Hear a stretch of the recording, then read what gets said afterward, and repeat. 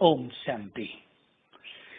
संगम युग ही ऐसा समय है जबकि हम सभी ईश्वरीय सुखों से स्वयं को भरपूर कर सकते हैं, जिसके लिए नाम दिया गया है अतीन्द्रिय सुख, आत्मिक सुख। और इसके लिए भगवानुवाच है, जो बच्चे आत्माभिमानी बनकर रहते हैं, अतीन्द्रिय सुख तो उन्हें ही भासता है। हमारी आत्माभिमानी स्थिति ही अतीन्द्रिय सुखों का आधार है। इंद्रिय सुख तो, सांसारिक सुख तो इंद्रियों के माध्यम से मिलते हैं। बहुत अच्छा खाया जीव का सुख, बहुत अच्छा सुना कानों का सुख, बहुत अच्छी चीजें देखी आंखों का सुख, विषय वासनाओं का सुख। लेकिन ये सुख अतीन्द्रिय सुखों से मनुष्य को वंचित रखता है। यदि हमें स्वयं को अतीन्द्रिय सुखों से भरपूर करना है तो कर्मेंद्रियों के सुखों को पूरी तरह तिलांजलि देनी पड़ेगी। दोनों सुख एक साथ नहीं चल सकते।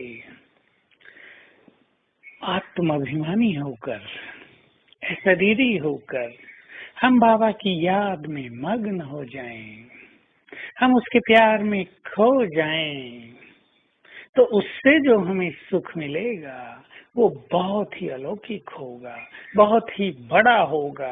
इसी अतीन्द्रिय सुख के लिए कहा गया है कि देवताओं को भी ये प्राप्त है। और इसी के लिए बाबा ने दूसरी बात कही है कि पूरे स्वर्ग का सुख एक तरफ रख दो, लेकिन ये अतीन्द्रिय सुख दूसरी तरफ पर्दा इसका ही भारी रहेगा। और इस सुख को पाने का अधिकार केवल हमें प्राप्त हुआ है। इस सुख को पाने का मार्ग केवल हमें दिखाया गया है। बाबा ने रोज अपना वरदानी हाथ हमारे सिर पर रखकर सदा सुखी होने का हमें वरदान भी दिया है। तो आइए हम सभी स्वयं को सांसारिक सुखों से मुक्त कर दें।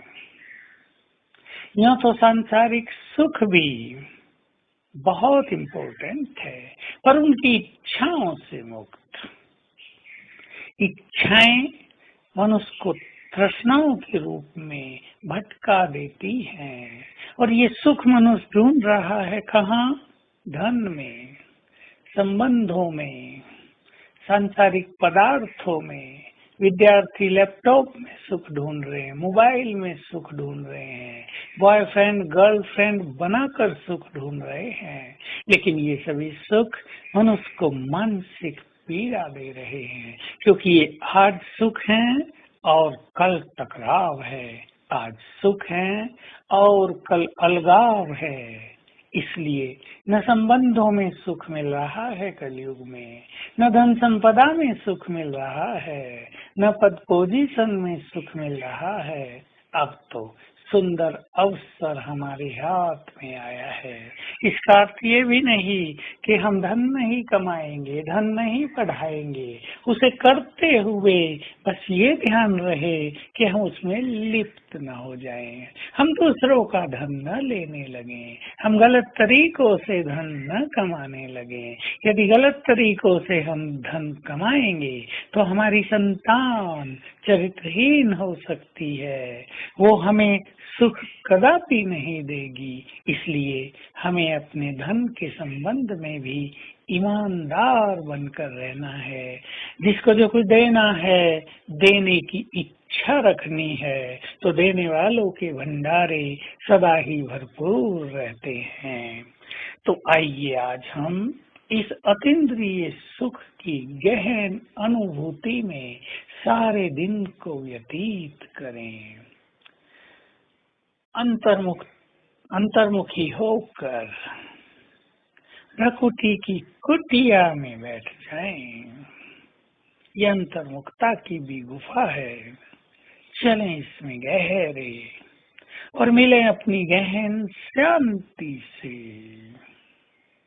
मैं बहुत शांत हूँ। मेरी असली शक्ति है ही शांति की शक्ति। इससे मिलें, डीप साइलेंस में चलें।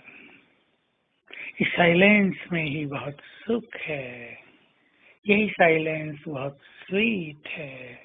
तो आज बार बार अंतर्मुखता की गुफा में और भ्रकुटी की कुटिया में बैठकर इस सुख को बढ़ाएंगे। ओम शांति।